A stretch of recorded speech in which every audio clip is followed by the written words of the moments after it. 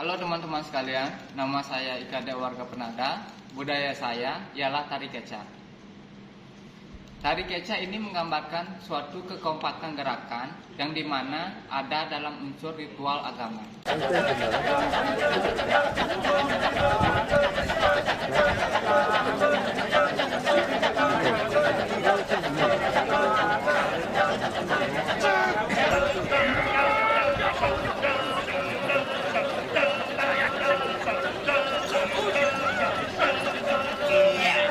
Namaku Iksan Aulia Batubara.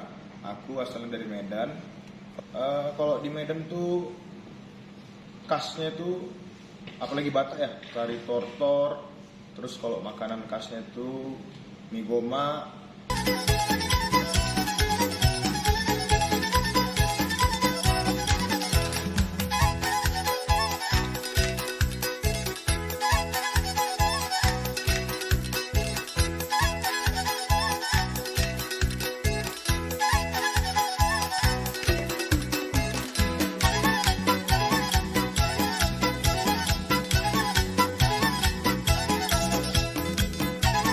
Halo, selamat siang. Perkenalkan, nama saya Indra Perkasa.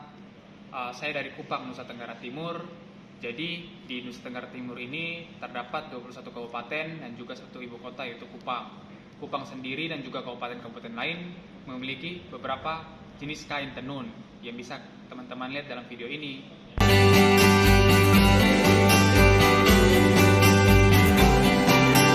Tanda selesai, berarti itu sudah jadi. Ini tanda ini, kalau selesai ini, kalau selesai sudah semua selesai ini, itu sudah jadi seperti ini. Perkenalkan teman-teman, nama saya Jeffrey Ewardiman. Asal saya dari Jakarta. Kita tahu kalau Jakarta itu adalah kota yang sangat plural, gitu ya. Keberaneka-ragaman itu ada di Jakarta. Dan salah satu budaya yang semua orang pasti tahu itu adalah ondel-ondel.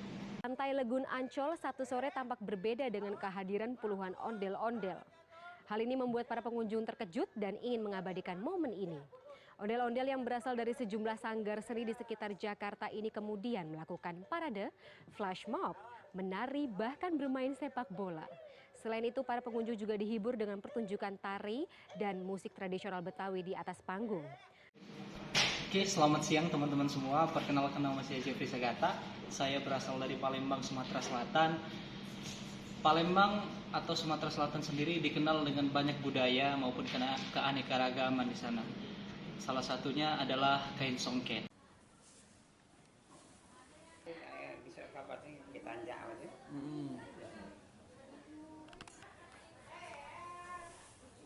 Kalau sampai Palembang ini beda dari songket lain. Tergantung juga cara gantinya.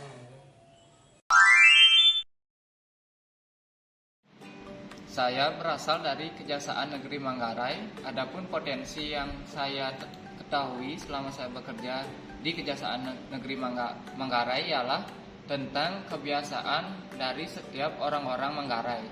Jadi kebiasaan orang-orang Manggarai ialah makan sirih pinang agar mulutnya menjadi fresh, lebih segar, agar dalam keseharian bisa lebih percaya diri. Tantangan yang biasa saya hadapi dalam keseharian yaitu tentang bahasa daerah. Banyaknya pegawai yang menggunakan bahasa daerah. Nah, ini membuat saya kebingungan pada saat bekerja. Jadi, alangkah lebih baiknya kita menggunakan bahasa persatuan kita yaitu bahasa Indonesia agar terciptanya lingkungan kerja yang lebih kondusif lagi dan lebih bisa. Aku ditugaskan di NTT, asalku dari Medan. Perbedaan budaya pasti, perbedaan suku pasti, dan mungkin perbedaan agama juga pasti. Jauh jarak pasti ada banyak perbedaan. Kalau potensi, aku bisa belajar suku baru, agama yang mungkin mayoritasnya beda di sini, terus budayanya beda. Kalau tantangan mungkin aku harus bisa belajar bahasa daerah karena cara bicara juga pasti beda.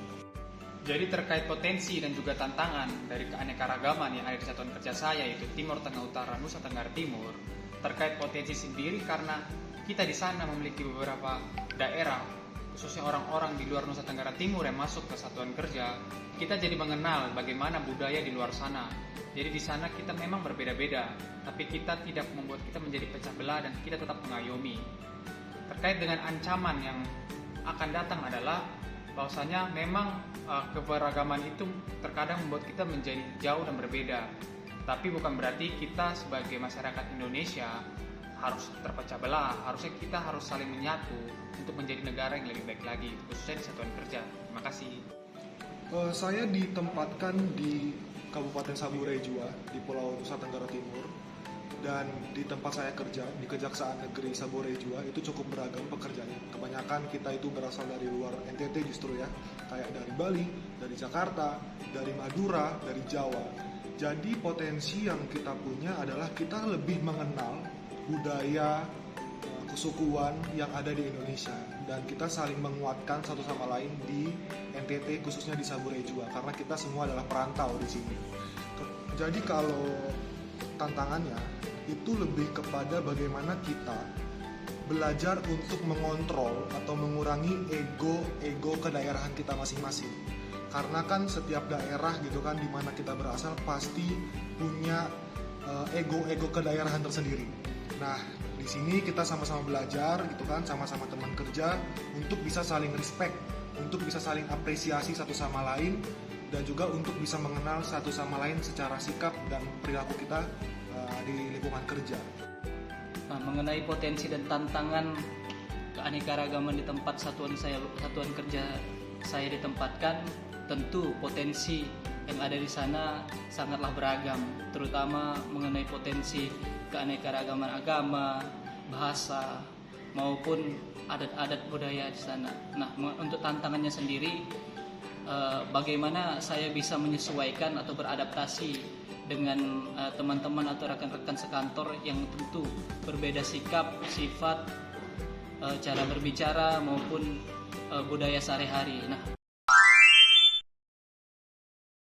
Baik, adapun sikap dan perilaku ASN dalam keberagaman ialah tidak memandang latar belakang orang ataupun masyarakat, dan juga tidak memandang ras, suku, agama, dan yang lain-lain terhadap pelayanan yang kita akan laksanakan di dalam satuan kerja. Sikapku sebagai ASN pasti, apalagi perbedaan suku dan agama itu tidak jelas, ya yang pasti wajib saling menghargai, karena aku juga orang baru di tempat yang baru, jadi tidak boleh suka-suka. Di mana bumi dipijak, di situ langit dijunjung. Terkait sikap saya di satuan kerja adalah memang bahwasanya di sana terdapat berbagai daerah pendatang, tapi kita harus tetap satu dan solid, karena bagaimanapun kita juga membutuhkan mereka. Bukan berarti perbedaan agama, suku, ras, budaya itu membuat kita pecah. Malahan kita harus dipersatukan untuk membuat Indonesia menjadi lebih tangguh dan juga lebih baik. Terima kasih. Sikap dan perilaku ya. Kalau menurut saya di tengah kondisi keberagaman itu yang paling penting adalah bagaimana caranya kita lebih inklusivitas. Dalam artian kita bangga sama daerah kita bangga sama apa yang kita punya dan latar belakang kita, tapi kita kemudian juga harus menerima ataupun belajar untuk mengapresiasi apa yang dimiliki oleh orang lain gitu ya. Jadi kebanggaan kita akan latar belakang kita tidak menutup untuk kita bisa belajar budaya-budaya baru atau belajar kesukuan-kesukuan baru, kebiasaan-kebiasaan baru dari teman-teman di luar daerah kita. Kemudian ya itu, jadi inclusivity beyond exclusivity. Kita jangan eksklusif, kita jangan terlalu membanggakan atau mengesampingkan budaya orang lain. Jadi inclusivity beyond exclusivity. Nah, kalau perilakunya kita mulai dari hal-hal kecil, kayak misalnya kemarin teman saya yang Hindu itu Galungan. Nah, saya mengucapkan selamat hari raya Galungan ke teman saya yang Hindu. Kalau ada yang lebaran, saya mengucapkan selamat hari raya lebaran gitu. Jadi perilakunya kita bisa mulai dari hal-hal yang kecil seperti mengucapkan hari raya besar keagamaan. tentu sikap dan perilaku yang saya lakukan sebagai ASN mengenai keberagaman yang ada di lingkungan kantor adalah dengan saling menjaga perasaan satu sama lain rekan kerja. Yang kedua adalah dengan saling menghargai perbedaan-perbedaan yang ada. Bahkan bahwa perbedaan-perbedaan yang ada di lingkungan sekitar itu tidak menjadi hambatan atau penghalang demi tercapainya tujuan bersama dalam bekerja. Nah,